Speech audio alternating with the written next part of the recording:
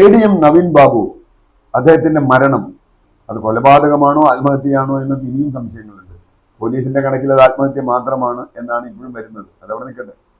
പക്ഷേ ആത്മഹത്യ ആണെങ്കിലും കൊലപാതകമാണെങ്കിലും അതിന് കാരണക്കാരി PP ദിവ്യയാണ് എന്ന് ഇപ്പോൾ ഏതാണ്ട് വ്യക്തമായിരുന്നു.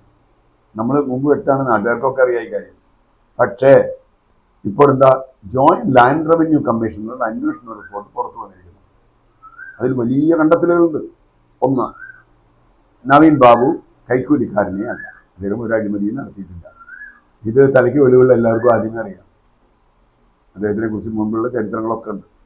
അദ്ദേഹത്തിനെ കുറിച്ച് പാർട്ടിക്കാരെ അറിയാവുന്നുണ്ട്. അതുകൊണ്ട് തന്നെയാണ് തട്ടിയതെന്നാണ് ഞാൻ ആലോചിക്കുന്നത്. അതാണ് പ്രശ്നം. രണ്ടാമത്തെ കാര്യം, PP ദിവ്യ ക്ഷണിക്കപ്പെടാതെ ആ ചടങ്ങിൽ പോയ ആളാണ്. ഇത് പറയാൻ വേണ്ടി മാത്രം പോയ ആളാണ്. താൻ ഈ അഴിമതി ആരോപണം പറയുമെന്ന് അവർ കളക്ടറോട് നേരത്തെ സംസാരിച്ചിരുന്നു.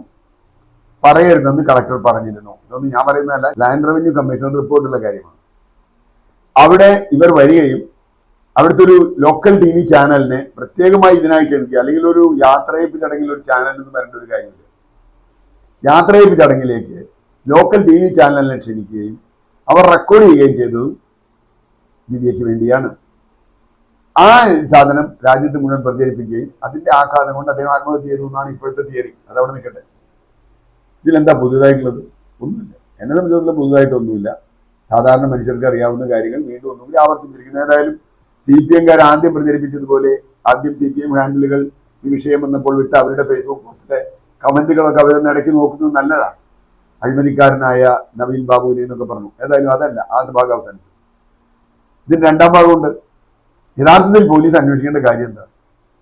ആരുടെയാണ് ഈ പെട്രോൾ പമ്പ് എന്ന് അന്വേഷിച്ചു. ഈ പെട്രോൾ പമ്പ് തുടങ്ങാൻ ഇയാൾക്ക് എവിടുന്ന കാശ് കിട്ടിയെന്ന് അന്വേഷിച്ചു. എന്താ അങ്ങനെ ആ ആള് പരാതിക്കാരൻ കാശ് എവിടെ നിന്ന് കിട്ടിയെന്ന് അന്വേഷിച്ചു. അതൊന്നും അന്വേഷിച്ചില്ല. അതൊന്നും ചോദിക്കേണ്ട കാര്യമില്ല. അതൊക്കെ ടേക്കൻ ഫോർ ഗ്രാൻറ്റഡ്. അയാളെ ചോദ്യം ചെയ്തോ? വേണ്ട രീതി. അയാളുടെ ഫോൺ റെക്കോർഡ് പരിശോധിച്ചോ? ഒന്നും ചെയ്തില്ലല്ലോ. അയാളൊരു കള്ളപ്പരാതി ഉണ്ടാക്കി. ആ കള്ളപ്പരാതി ഉണ്ടാക്കി കൊടുത്ത ആരാണ്? അത് തിരുവനന്തപുരത്ത് ഉണ്ടാക്കിയ പരാതിയാണെന്നാണ് നമ്മൾ കേൾക്കുന്നത്. ആരാണ് ആ പരാതി ഉണ്ടാക്കി കൊടുത്തത്? മുഖ്യമന്ത്രിയുടെ ഓഫീസിലേക്ക് പരാതി എത്തി. ചെന്നപ്പോൾ വൈകിപ്പോയി, എന്തോ അപകടം പറ്റിപ്പോയി. ഈ കള്ളപ്പരാതി ഉണ്ടാക്കി ആരെങ്കിലും ശിക്ഷിച്ചോ? ദിവ്യയോട് പരാതി പറഞ്ഞത് ഇയാളാണെന്നാണല്ലോ പറയുന്നത്. അത് ദിവ്യ പരിശോധിച്ചോ? അപ്പോ ഇതിൽ യഥാർത്ഥത്തിൽ വളരെ ദുരൂഹമായ ഒരുപാട് കാര്യങ്ങൾ പോലീസ് അന്വേഷിക്കേണ്ടതുണ്ട്. ഫോൺ സന്ദേശങ്ങൾ പഠിക്കണം. ആരാണ് നവീൻ ബാബുവിനെ ഏറ്റവും അവസാനം വിളിച്ചത്?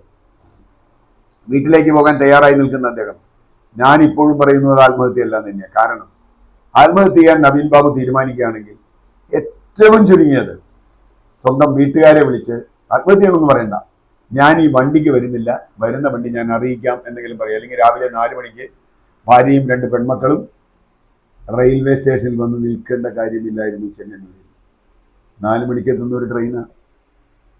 പകലൊക്കെയാണ് പോട്ടെ, 4 മണിക്ക് എത്തണമെങ്കിൽ ഒരു 3 മണിക്കെങ്കിലും ഉണ്ടെന്ന് ആ സ്ത്രീയും 2 കുട്ടികളടക്കം റെയിൽവേ സ്റ്റേഷനിൽ വന്ന് കാത്തിക്കണ്ടേ?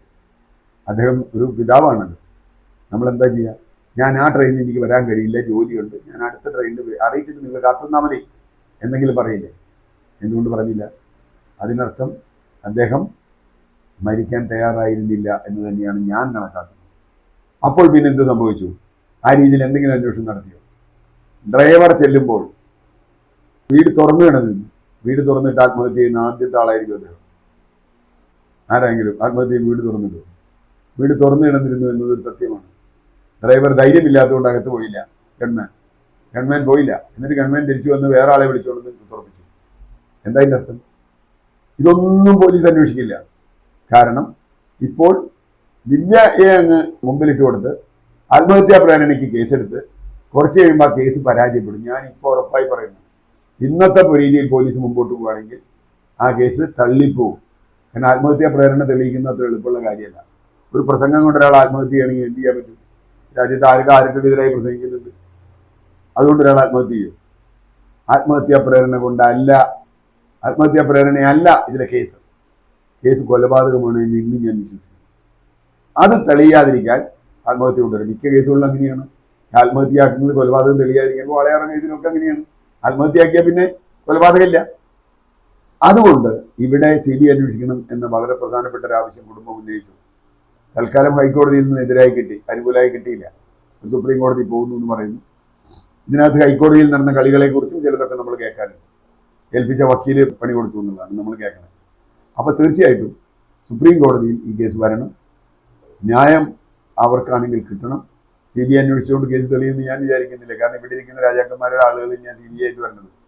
എങ്കിൽ പോലും കേരള പോലീസ് അന്വേഷിച്ചാൽ ഇതിന് ഒരു ഇഞ്ചിന്റെ തെളിവ് കിട്ടില്ല എന്ന കാര്യത്തിൽ ഒരു തർക്കമില്ല. കാരണം കണ്ണൂർ ലോബി, അതിശക്തമായ കണ്ണൂർ ലോബി ഈ മരണത്തിന് പിന്നിലുണ്ട് എന്ന് ഇപ്പോഴും ഞാൻ വിശ്വസിക്കുന്നു. എനിക്കത് വിശ്വസിക്കാൻ കാരണങ്ങളുണ്ട്. അല്ല എന്ന് തെളിയിക്കാൻ ബാധ്യത സർക്കാരിനാണ്. പക്ഷെ സർക്കാർ തെളിയിക്കില്ല. കാരണം സർക്കാരിനെ നിയന്ത്രിക്കുന്നത് ആ ലോബിയാണ് എന്ന് തന്നെയാണ്.